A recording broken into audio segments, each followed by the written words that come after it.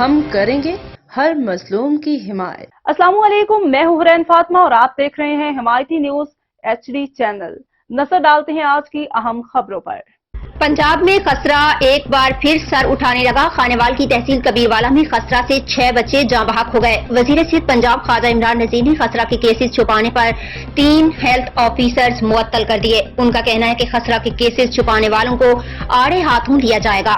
خواجہ عمران نذیر نے ایک بیان میں کہا کہ کبیروالا میں خسرہ کے 48 کیسز رپورٹ ہوئے، لیکن deputy district health officer Kabirwala نے یہ کیسز رپورٹ نہیں کیے۔